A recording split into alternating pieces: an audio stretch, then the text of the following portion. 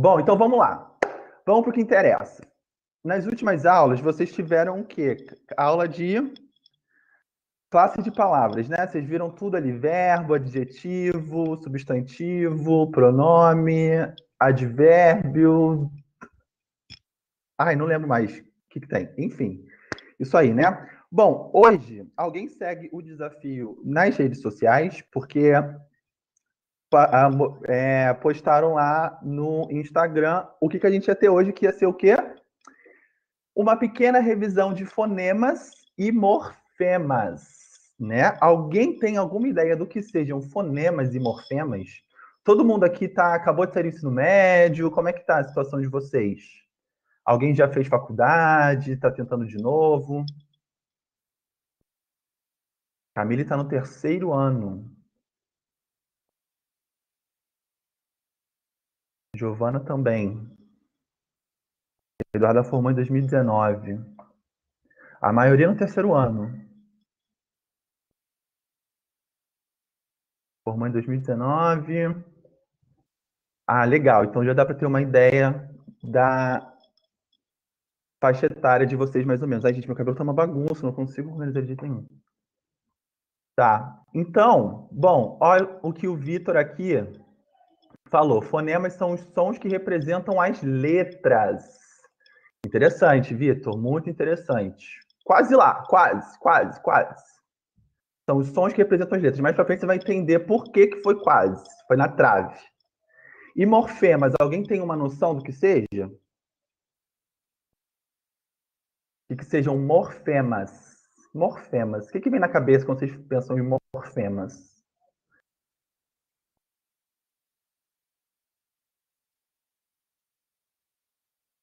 Nunca ouviu falar? Não lembra? Caraca, então hoje a gente vai pegar essa matéria e qualquer coisa, se não pegar, vocês me repetem, lembrem sempre de eu relembrar aqui na aula, porque eu quero que vocês tenham isso afiado. Por que acontece? Conforme a gente vai estudando a língua portuguesa aqui, a gente vai estudando para a gente escrever bem na redação e para fazer o quê? Aprender a interpretar texto. Então, quando a gente estuda a gramática, a gente não está estudando só a gramática para quê? Para aquele bando de regra chata, que ninguém se importa, sabe? Que não sei o quê. Não, a gramática ela vai nos ajudar a gente interpretar o texto e escrever. E essas não são os grandes requisitos do Enem? Escrever e interpretar texto? Então é isso que a gente vai fazer aqui. Eu vou tentar mostrar para vocês como os fonemas e os morfemas eles podem ser trabalhados nos textos, tá? Para vocês poderem aprenderem a interpretar eles. E como vocês podem, mais para frente, por exemplo, sei lá, aprender a acentuação, acentuar palavras. Para vocês aprenderem a acentuar palavras direitinho, a gente vai precisar partir daqui, dos fonemas e dos morfemas, para vocês conseguirem pegar bem quando eu passar na próxima aula a acentuação de palavras, tudo bem? Ó, a Nicole falou formação de palavras. Isso aí já está mais perto, já está mais próximo. Vamos ver, então. Aqui a gente tem um poema bem curtinho, bem preciso, do José Paulo Paes. Ele fala assim, o título do poema é Poética. Conciso, conciso. Prolixo, pro lixo. Vejam bem, os dois versos do poema são construídos a partir de um jogo de sons e palavras. Tudo bem?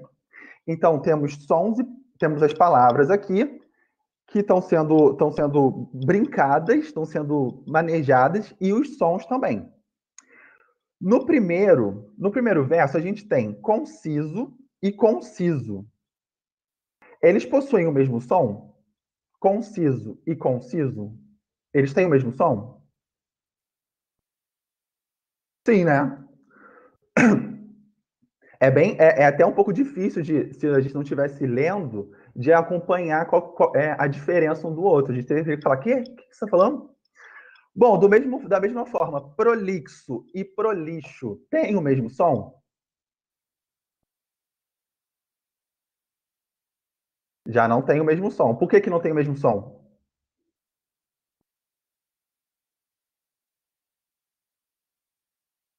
O som do X. Olha que interessante, a gente tem quase a mesma construção da palavra, né? Da palavra prolixo, a gente tem quase a mesma construção, mas só porque a gente separou o pro, ficou diferente a pronúncia. Prolixo, prolixo.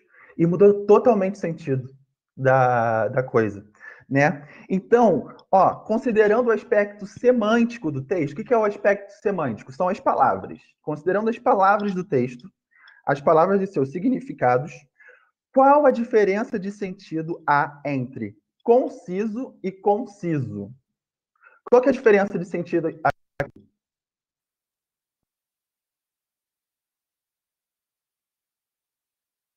E agora pegou? Qual que é o sentido de conciso? Junto, escrito com N.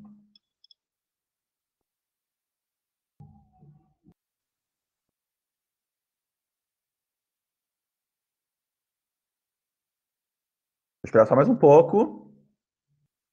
5, 4, 3, 2, 1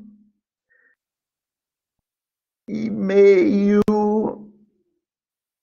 Zero. Tá, tudo bem, ninguém respondeu. Vamos lá. Conciso significa concisão, né? O que é concisão? É ser direto, sem enrolação. É a informação precisa, objetiva, sem muito nhenhenhê, sem nada à parte, assim. É só tipo pá e pá. Conciso, né? Aqui, por outro lado, a palavra, a junção das duas palavras com e ciso significa o quê? Com, estar, né? Com, de estar com, siso, o dente siso, né? E aqui embaixo, a palavra prolixo significa já é diferente de conciso. A palavra prolixo ela ali já demanda uma volta de informações, então a pessoa não é direta no ponto, ela traz outras histórias, tem várias outras nuances que no meio ela vai falando blá, vai falando aquilo, e não dá informação direta. Então é uma pessoa que acaba se tornando prolixa, né? O prolixo. E aqui a diferença de sentido de prolixo para pro lixo é, né, em direção do lixo, né? Tá indo pro lixo. Bom,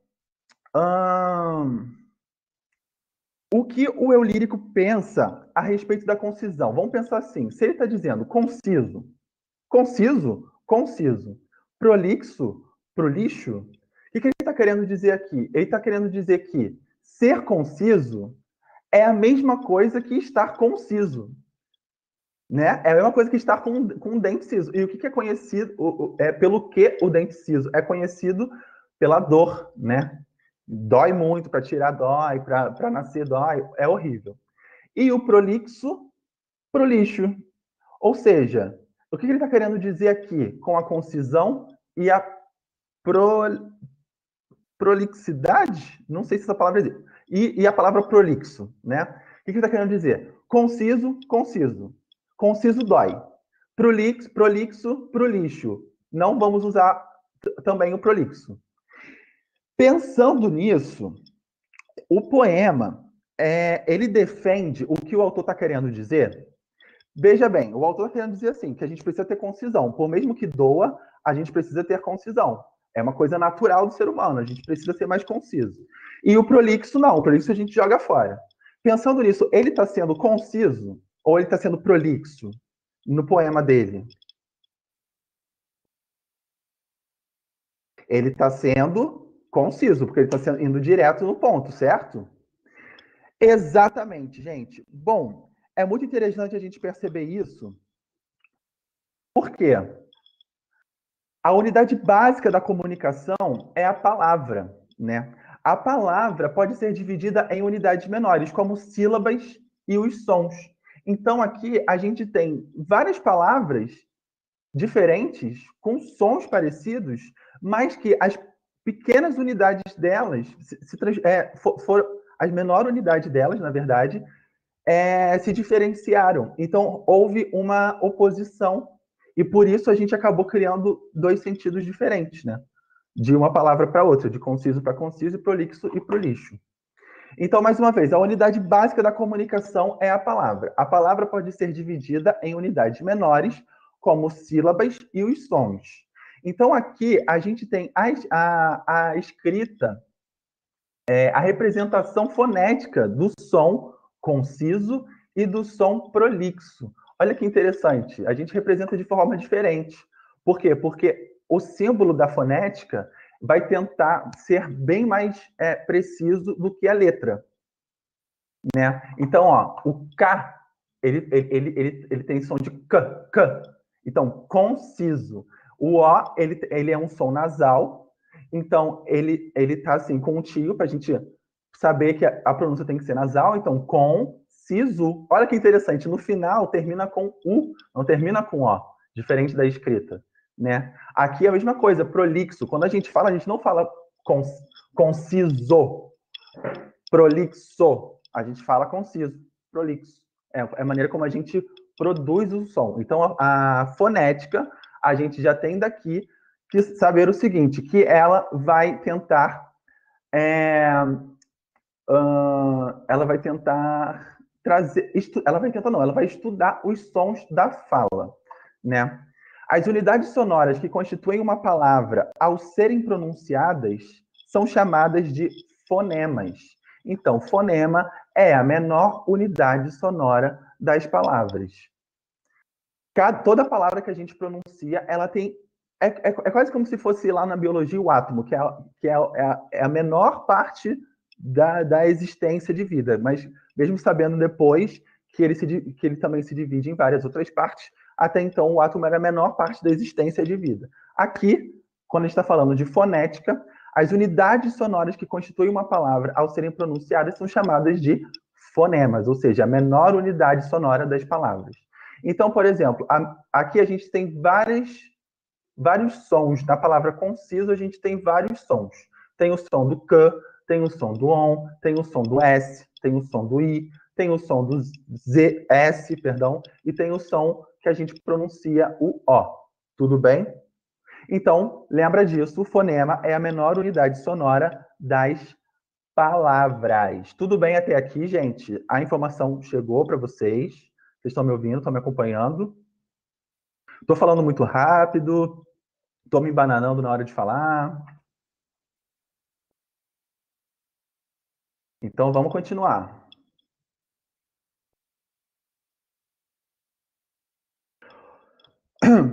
Ó, vamos ver essa tirinha aqui. Tem duas pessoas conversando. Aí ele fala, pensei que você estaria de folga hoje. Aí o outro responde, eu também pensei. Acontece que quando eu pedi um abono para o síndico, ele disse, um abono é impossível, mas eu posso te dar um abano. E me deu esse leque. Como a piada da tirinha está baseada aonde? Nesses quadrinhos, né, nas mensagens ali, a piada da tirinha está baseada aonde? Está baseada exatamente aonde? Vamos ver. Na última fala? Por que na última fala?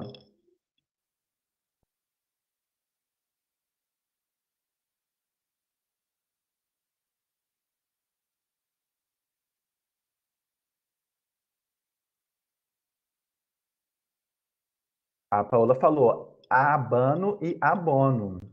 Eu acho que nas palavras abano e abono. Abono, no caso, né? Abona. Exatamente, gente. Isso. As palavras abano e abono. Exatamente. Exatamente. A construção da piada está construída exatamente em cima da oposição entre abano e abono. Quando a gente vai fazer a transcrição fonética das duas palavras, elas possuem a mesma quantidade de sons, a mesma quantidade de letras, a mesma quantidade de não sei o quê. Elas são a mesma coisa, mas a única coisa que diferencia uma da outra é a posição desses fonemas. O, abono, e an, abano. É a única coisa que diferencia uma da outra que vai gerar automaticamente uma diferença de sentido, uma diferença de significado. Entendeu? Então, a menor unidade ali da palavra, o e o a, eles transformaram o sentido da palavra e aí eles puderam construir. A gente pode produzir essa piada no dia a dia, né? Na verdade. Então, o que a gente pode concluir disso? A gente pode concluir que o fonema exerce duas funções. Ele distingue uma palavra da outra. Então, por exemplo, em abono e abano, a gente distinguiu uma palavra da outra trocando um som por outro, certo? Da mesma forma que ali, quando a gente falou prolixo e prolixo, a gente distinguiu um do outro trocando de som. Mas aí vocês vão me perguntar assim, não, mas pô, prolixo é uma palavra, prolixo nem é uma palavra, são duas palavras diferentes. Sim, mas a fonética, ela vai estudar os sons, ela não vai estudar o que a gente escreveu, ela não vai estudar o texto. Até porque, se a gente for parar para pensar, aí vem uma piada, né? Quem nasceu primeiro? O homem ou a galinha? Não, o homem e a galinha não. O ovo ou a galinha? Mas não é o ovo e a galinha que eu quero perguntar. É quem nasceu primeiro?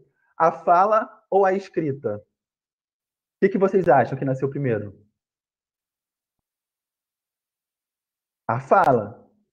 Exatamente. A fala foi a primeira a surgir. Ela veio junto com o homem, na verdade, né? Ela nem não teve nenhuma a gente não consegue nem remeter a um tempo que não existisse homem sem fala. Então, a fala, ela é da natureza do ser humano, então ela já vem junto. A escrita, ela vem até muito tempo depois, milhares de anos depois, para tentar reproduzir os sons da fala. Mas não é nem para tentar reproduzir os sons da fala, é para tentar reproduzir o que a gente pensa, na verdade, assim, né? A escrita, ela relacionada com a fala, ela não tem muita, se a gente for parar para pensar, ela não tem muita autoridade, né? Então, por exemplo, se a gente fala assim, tá errado falar. Não, essa não é uma discussão para hoje, gente. Eu não vou entrar nesse assunto hoje. Essa é uma aula inteira para hoje. Para isso, eu só vou terminar só para não ficar parecendo doido aqui. Então, tá errado a gente falar assim, tá errado falar bicicleta? Será que tá errado falar bicicleta? Por que sim e não? Por que tá errado e por que não tá errado?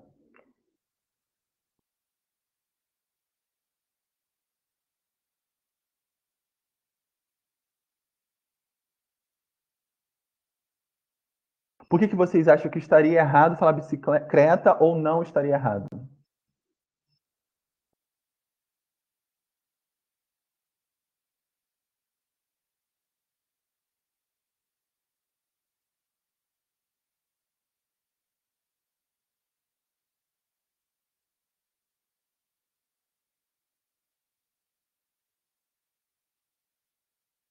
Vocês levantaram pontos interessantes. Ó, gramaticalmente, sim.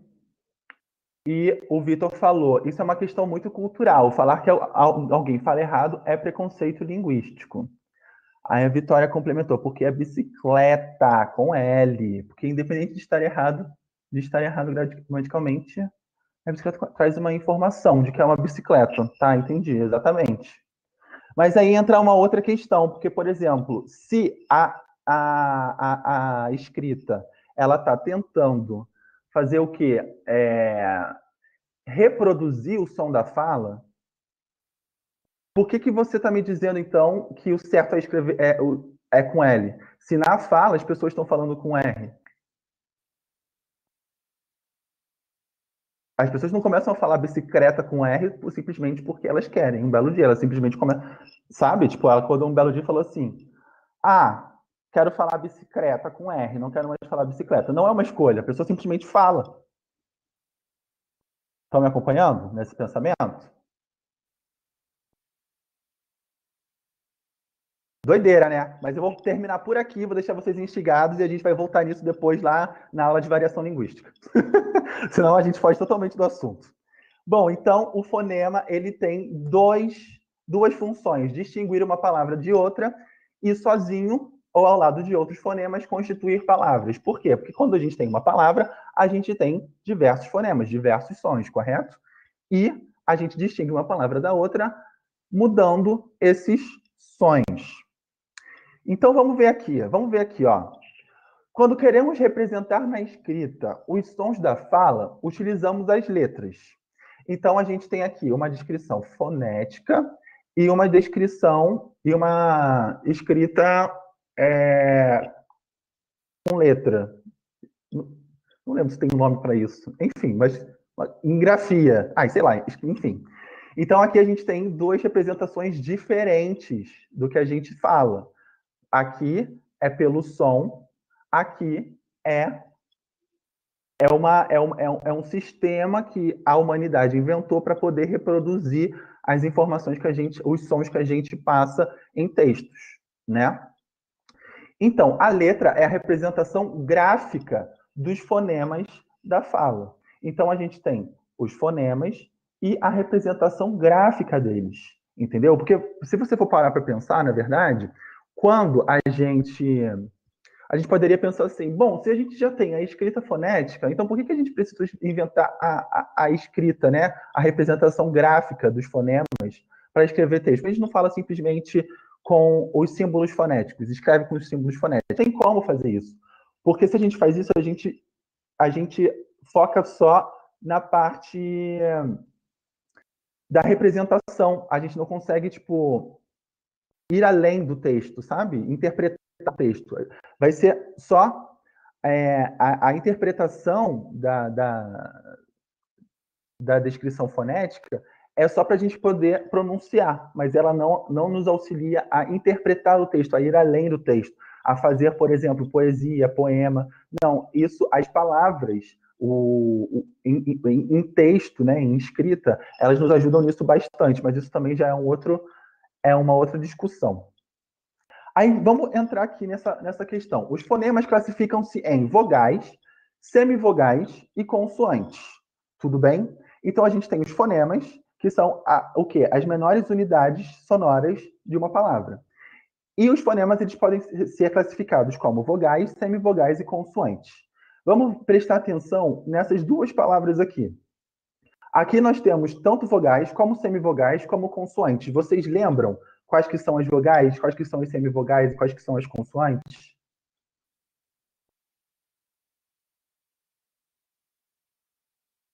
Vogal é fácil.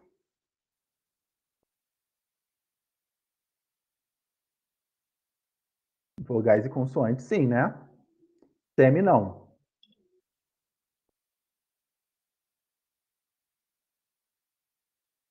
Bom, então vamos pensar assim, ó. Se a gente tem a vogal é o quê? A vogal são todos os sons que a gente produz. Como a gente produz o som? A gente produz o som quando a gente elimina o ar do pulmão, correto? A gente faz assim, ó. A, E, O. A gente nunca produz o som trazendo o ar para dentro. A gente sempre produz ele levando ele para fora. Então, A, I, U, eles são vogais. Por quê? Porque eles são produzidos sem interrupção da saída do ar. Tudo bem? As vogais são os sons que são produzidos sem interrupção na saída do ar. Então, A, I, U. A boca é 100% aberta, o ar sai tranquilamente. As consoantes, não. As consoantes elas são construídas a partir dos obstáculos que o ar adquire ali para sair da boca ou do nariz. Então, por exemplo, P. Eu fiz um obstáculo. Eu puxei o ar e na hora de eliminar ele, eu fiz um obstáculo para produzir o som do P. Ó. P. P. Então, essas são as consoantes. Então, P, D, T, S, F, R, tudo é produzir obstáculos para esses sons serem produzidos. As semivogais, por outro lado, elas vão ser... Olha só, aqui a gente já vai ter uma review, um spoiler do que é morfema. Aqui, a semivogal, ela é o quê? Ela é quase uma vogal. Por quê? Porque ela é uma semivogal, ela é quase uma vogal. Esse semi aqui é tipo quase lá. Não foi. Foi por pouco que você virou uma vogal. Por que ela não virou uma vogal? Vamos ver aqui, ó. Qual a diferença se a gente for separar silabicamente, essas duas palavras. Aqui, a gente nem separa, né? Fica tudo junto. Pais. Pais de parentes, né? Pais, pai e mãe. Pais. E aqui, país. Então, aqui a gente tem as consoantes, o P e o S, a vogal, o A e o A, mas tem uma diferença entre essas duas palavras. Esse I aqui de pais, ele é uma semivogal. E esse I aqui de país, ele é uma vogal. Por que será? Bom, eu digo para vocês. Ou então a Ellen Novo vai dizer para gente. Não entendeu? Tá. Vamos mais uma vez, olha só. Aqui nós temos essas duas palavras. Vamos separar elas silabicamente. Ó, a primeira, eu vou botar aqui no chat. Paz. A gente não nem separa. Paz. A gente fala direto, numa jogada só. A segunda é país. Tem uma diferença aqui que vai ser muito importante para a gente entender a semivogal. Se não fosse o acento no I aqui, essa aqui não seria uma semivogal, porque a semivogal ela vai estar sempre junta com outra vogal.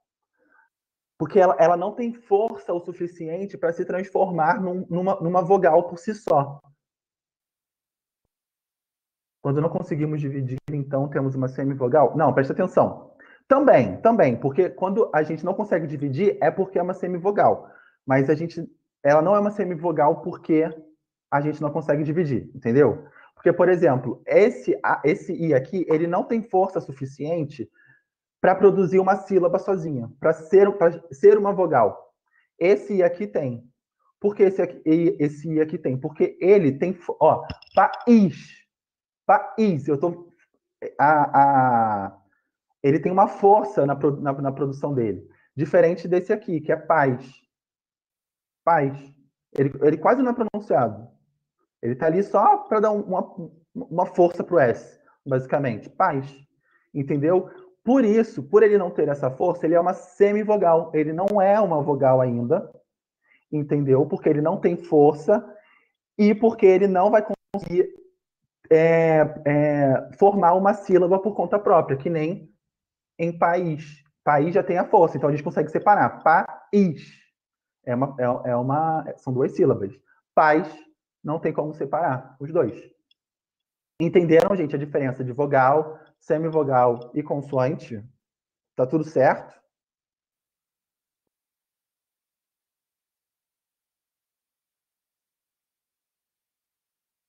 Tudo certo? Tudo na paz? Tudo bem. Gente, eu falo muito, então assim, eu pensei que eu ia estar muito adiantado, a gente está no slide 7 ainda, e falta, sei lá, 30 minutos para ela acabar. Enfim. Então aqui a gente tem, ó, uma descrição. Vogal, fonema produzido por uma corrente de ar que, vinda dos pulmões, passa livremente pela boca. As vogais funcionam como base da sílaba. Então toda sílaba precisa ter vogal.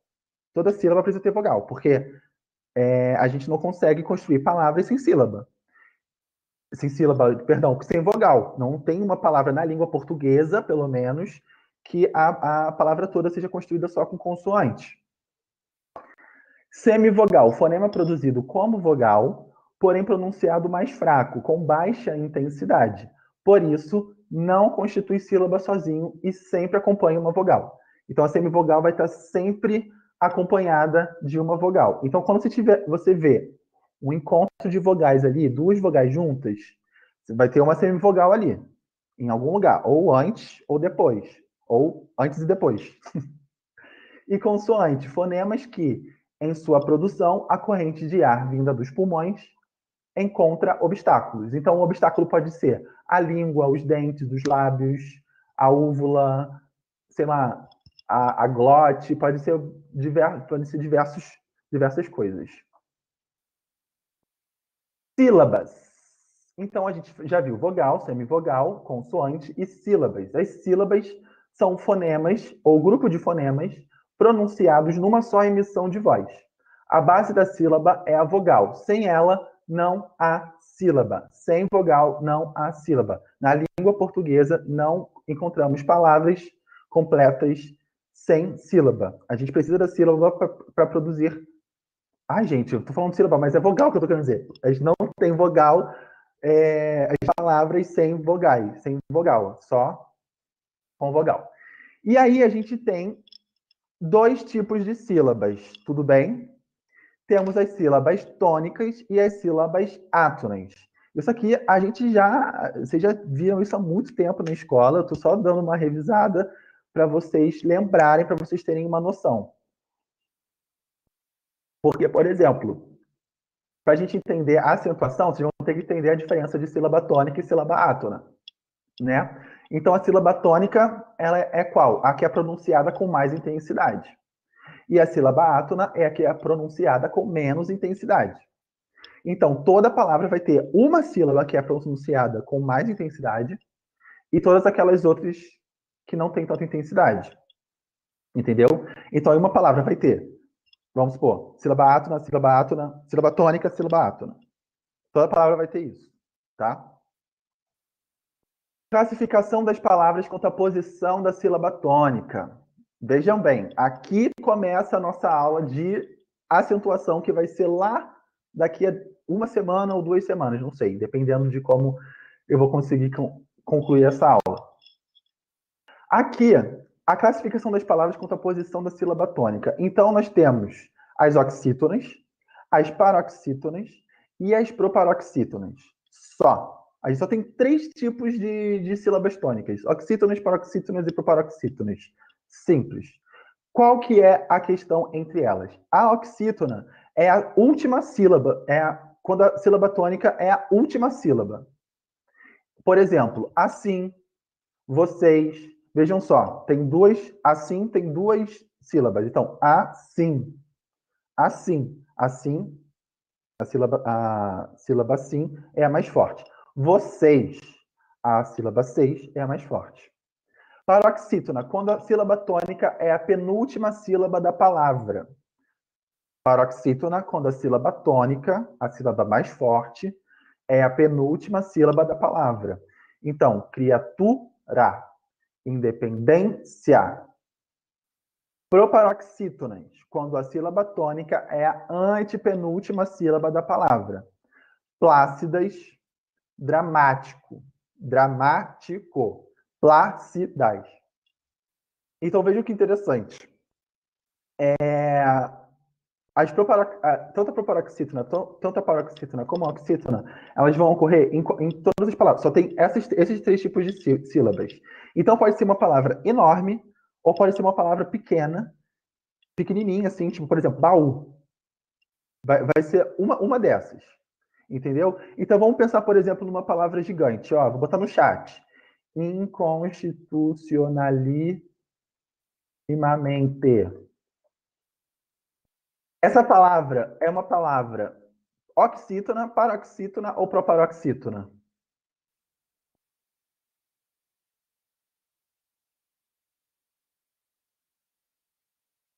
O que vocês acham? É uma palavra gigante, né?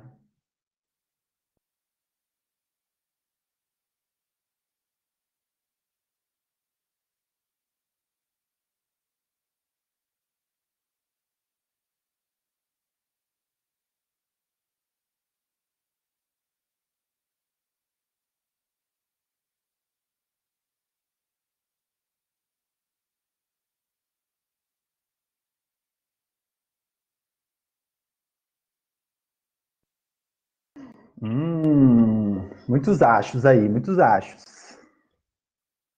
Vamos ver, ó, vamos separar elas silabicamente, ó. Ai, calma aí. Constitucionalissimamente.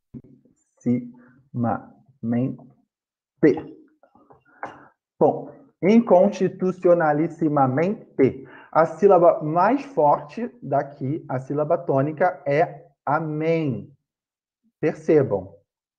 Inconstitucionalissimamente. Mente. O men tem uma pegada assim, mente. Portanto, é uma paroxítona. Então, independente do tamanho da palavra, inconstitucionalissimamente, abaú, ela vai ser ou oxítona, ou paroxítona, ou proparoxítona. Ba-U seria qual? Ba-U. U. Seria qual? Uma oxítona, exatamente. Uma oxítona. Exatamente. E aí, qualquer por via de dúvidas, veja que interessante. O oxi aqui, ele vai se afastando. Então, se vocês esquecerem, pensa só. Oxi está no começo. Paróxi está no meio. Proparóxi está mais afastado. Então, se baseiem nisso, caso vocês esqueçam, para se lembrar da posição. Mas é sempre da última para o começo. É sempre ao contrário na palavra. Encontros vocálicos. Então, se a gente já falou de vogal, semivogal, consoante, sílaba, a gente vai ter que falar sobre encontros vocálicos. Por quê? Porque as vogais se encontram e formam hiatos, ditongos e tritongos. Um hiato é o encontro vocálico de duas vogais. Simples. Como só pode haver uma vogal por sílaba, as vogais do hiato ficam sempre em sílabas diferentes. Então, veja, duas. Aqui tem um encontro vocálico porque são duas sílabas juntas. Só que, duas sílabas não, perdão, são duas vogais juntas. Eu sempre confundo sílaba com vogal. São duas vogais juntas, mas, separando silabicamente, elas vão ficar separadas. Caída, caída, duas sílabas sozinhas. Aqui é uma vogal, porque o I ele é tônico, né? Uma sílaba tônica. E é claro, gente, só para lembrar, aqui, tanto nesse exemplo do caída, como no caso do país, o I, ele é a sílaba tônica. Por quê? Por causa do acento gráfico. Mas não necessariamente, do acento grave, mas não necessariamente o acento grave vai ser o responsável por transformar o I na sílaba tônica. Vão ter palavras que o I não vão estar com acento e ela vai ser uma sílaba tônica. Tudo bem? Enjoar a mesma coisa. Bom, ditongo. Ditongo é o encontro vocálico de uma vogal e uma semivogal. É o encontro vocálico de uma vogal e uma semivogal. Pelo fato de uma semivogal sozinha não poder constituir sílaba, não se pode dividir o ditongo silabicamente. Então temos canção e faixa. Dois exemplos de ditongo. Canção, por causa do A ou aqui, a gente não consegue separar o. Ele está ali quase como um apoio do A, né? E faixa, a mesma coisa, a gente não consegue separar os dois. Porque senão vai ficar fa e chá. Não, é faixa. A pronúncia é faixa. Canção, não é canção, é canção. Tritongo é encontro de uma semivogal, uma vogal e outra semivogal. Então, o hiato é o encontro de duas vogais, o ditongo é o encontro de uma semivogal com uma vogal, e o tritongo é o encontro de uma semivogal, vogal e semivogal. São os três juntos. Fazendo um sanduíche de vogal, né? É um semivogal, semivogal e a vogal de recheio. Então, sempre nessa ordem. Para conter uma vogal, o ditongo é indivisível silabicamente. Eita, calma aí. Eu botei aqui errado, gente. Eu acho que eu botei errado. Enfim, tritongo, encontro de uma semivogal, mais uma vogal, mais outra semivogal, sempre nessa ordem. Então tem quaisquer e Uruguai. Temos esses dois exemplos. Tem ali as três vogais. O quá é o U, a vogal, o a semivogal, e o I. O U é uma semivogal, o A é uma vogal e o I uma semivogal. Uruguai, a mesma coisa. U uma vogal, o A uma semivogal. O U uma semivogal, o A uma vogal e o I uma semivogal. Vocês entenderam, gente? Eu me embolei aqui um pouco agora. Tá tudo bem isso aqui?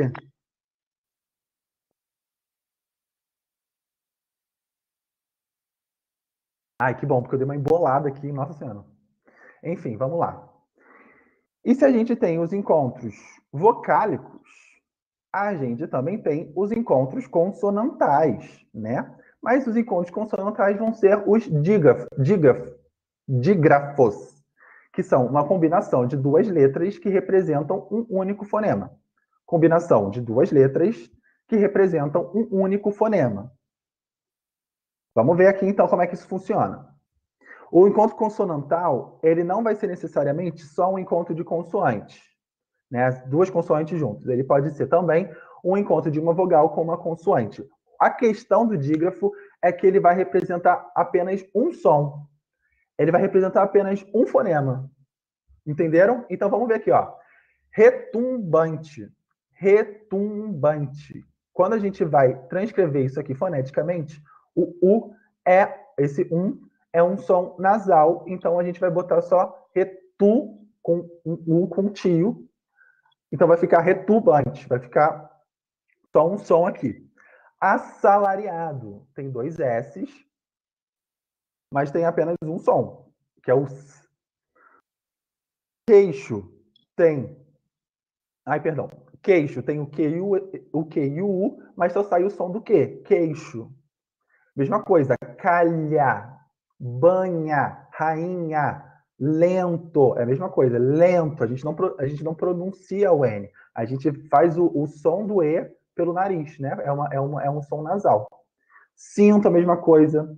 Guitarra, a mesma coisa.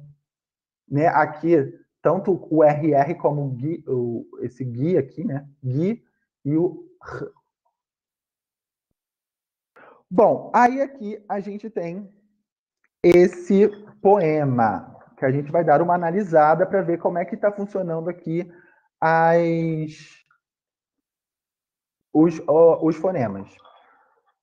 Poema moderno. Solitário, solitário, solidário, solidário, solidário, solitário, solitário, solidário, soliário, soliário, soliário, soliário. Bom, a gente tem duas palavras aqui que estão sendo exploradas, né? Solitário e solidário. A diferença entre essas duas palavras é o quê? Entre solitário e solidário. Pensando no conteúdo que a gente teve aqui até hoje, com todos os nomes que a gente aprendeu até agora. Qual que é a diferença entre solitário e solidário?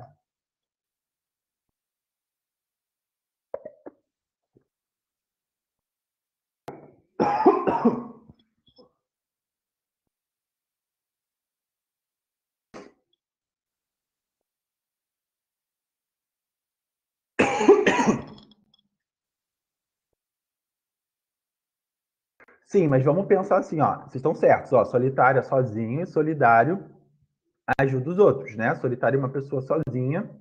Mas vamos pensar assim, foneticamente, qual que é a diferença entre solitário e solidário? Exatamente, o T e o D, né? Vamos dizer assim, o som T e o som D, né? É a diferença entre os dois. Que função essencial dos fonemas é evidenciada por essa oposição? Então, lembra lá no começo que a gente viu que os fonemas têm duas funções? Qual das duas funções é evidenciada aqui? A de constituir palavra ou a de diferenciar palavras?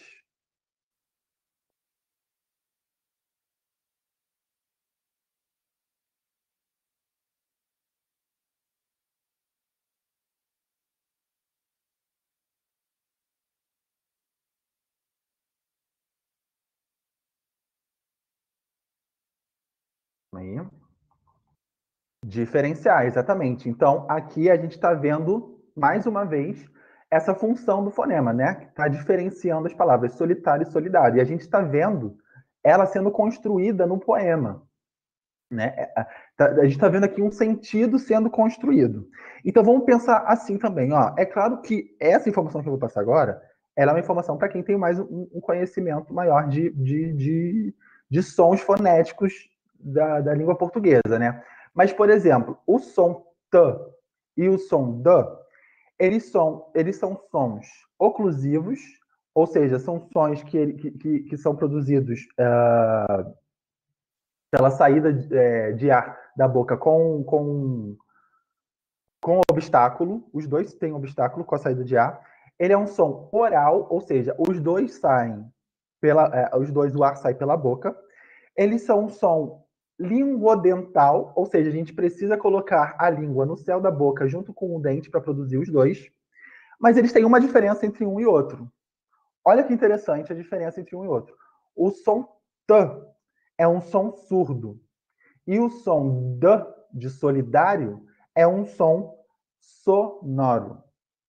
Solitário, o T, é um som surdo e o D é um som sonoro. Por quê? Porque quando a gente pronuncia o solitário, a gente não faz nenhum som. Ó, solitário, tário. O som só vai ser produzido quando a gente acrescenta o A. O solidário, não. O solidário, ó, solidário, dário. Para a gente produzir o D, a gente precisa produzir um som. Então, ele é sonoro e o T é surdo. Então, pensando nisso, olha que interessante. Quando a gente pensa em surdo, a pessoa não está ouvindo nada, né? A pessoa não está ouvindo nada, não tem nada em volta. E o sonoro, a pessoa está ouvindo, né? Ela tá ouvindo um som, né? Tem a presença ali de outras pessoas em volta, de repente. Então, esse é um poema que foi construído pensando nisso tudo. Olha que interessante. Não não são só duas palavras, solitário, solidário. É como elas rimam, se combinam, a oposição delas de sentido, a oposição delas de construção de palavra, tudo isso é produzido.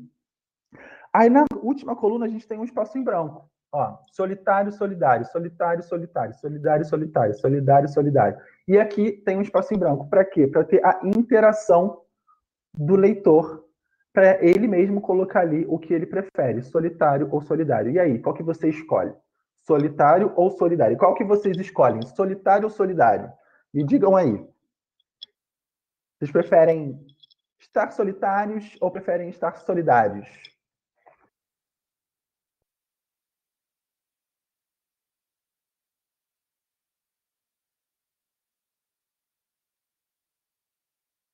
Solidário, solitário, solidário, solidários, dois.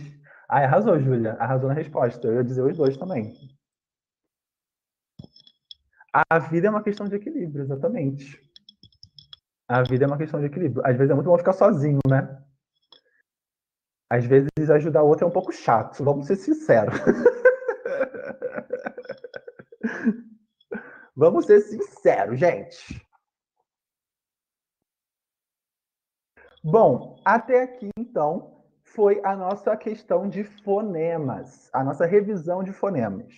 Então, vamos recapitular aqui rapidinho para a gente passar adiante. Eu não vou conseguir nem completar o slide hoje, a gente continua na próxima aula. Fonemas, o que a gente viu? O fonema, ele tem duas funções. Quais que são elas? Quais que são as duas funções dos fonemas? Eu sei que vocês sabem, eu sei.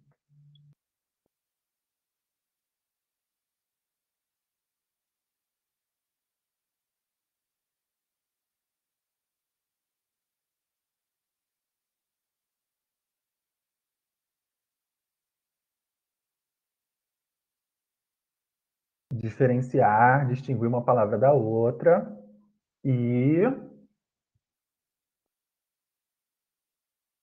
constituir outras palavras, exatamente. Então, essa é a função essencial dos fonemas. E um fonema é o quê? É a menor unidade sonora de uma palavra. E eles podem ser consoantes, semivogais ou vogais, né? Consoantes, semivogais e vogais. E vocês tá direitinho na cabeça de vocês o que é uma semivogal, né? Tá tudo certo. Tá. Tudo bem. Bom, então, consoante, vogal, semivogal, e a gente tem os tipos de vogais. Ó, gente, não esqueçam de assinar a lista de presença nas notas compartilhadas, hein? É importante ter aqui o nome de vocês. Aí, o que acontece? Bom, continuando. O que acontece? As vogais, a gente tem as vogais. Ih, até eu esqueci, gente. Tá, tem as vogais e semivogais, né? Ai, Jesus Cristo, cadê? As vogais e semivogais.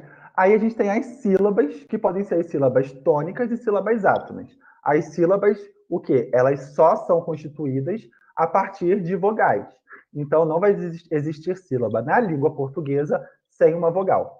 A sílaba tônica é a sílaba com maior intensidade e a sílaba átona, a sílaba com menor intensidade. E com isso, a gente tem as oxítonas, as paroxítonas e as proparoxítonas, tá? Que são a sílaba tônica de cada palavra, dependendo de ser as oxítonas a última sílaba, paroxítona penúltima sílaba, proparoxítona a antepenúltima sílaba.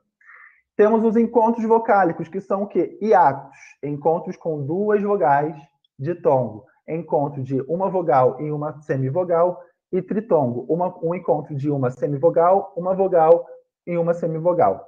Encontros consonantais são os dígrafos, ou seja, é quando a gente tem um encontro ali de uma vogal ou uma consoante, ou duas consoantes, ou enfim, que vai produzir apenas um som. A gente tem duas letras e um som, tá? E é isso, gente. Eu vou ficar por aqui porque a gente não vai conseguir dar conta do restante do slide hoje. Mas a gente continua na próxima aula daqui, tudo bem? Gostei muito, muito, muito da interação de vocês, gente. Continuem assim. Foi muito gostoso a aula de hoje. E eu vejo vocês semana que vem. Alguém quer falar alguma coisa?